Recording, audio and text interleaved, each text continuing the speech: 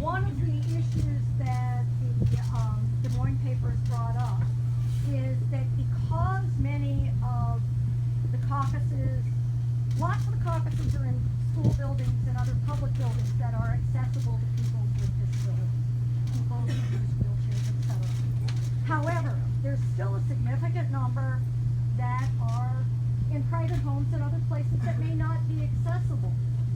And since obviously you want everybody who supports you, including people who happen to use a wheelchair for whatever reason and need accessibility features to be there to vote,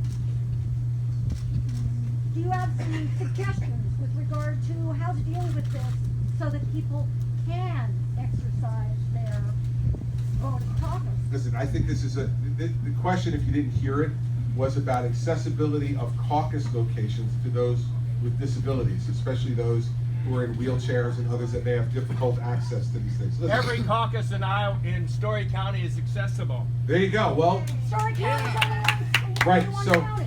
It's yeah. our county, man. I know that. I can only control Right. this county. Well, here's And that's awesome. Doing a good job. Anyone else want to answer? Here's the thing. I think we can all agree on the idea that anybody who's an American citizen who has the right to vote should have the opportunity to freely and fairly vote. And so if there are access issues here in Iowa or any other state, we should deal with those access issues.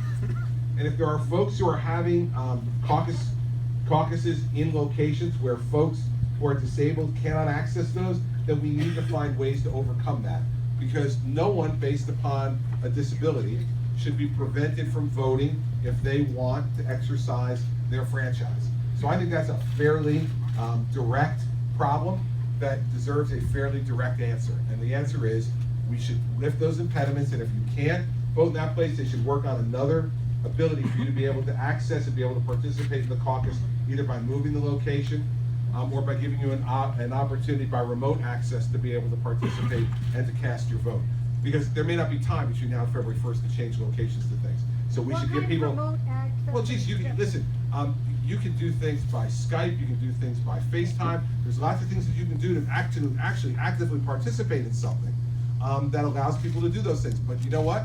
I'm going to allow the Secretary of State and the leaders of the Republican Party in Iowa to grapple with this problem. There's my humble It's the Democratic suggestion. caucuses that are in private homes. Well, there you go. Then I don't really give a darn about those at all. We'll worry about those in the fall. But I would love to see everybody who wants to vote have the chance to vote. That's an American principle, a bedrock principle of our country. If you're a citizen, you have the right to vote, and I want you to vote. Whether you're voting for me or not, by the way. Although, for those of you who are not voting for me, if you have something else very important to do on caucus night, give it some consideration.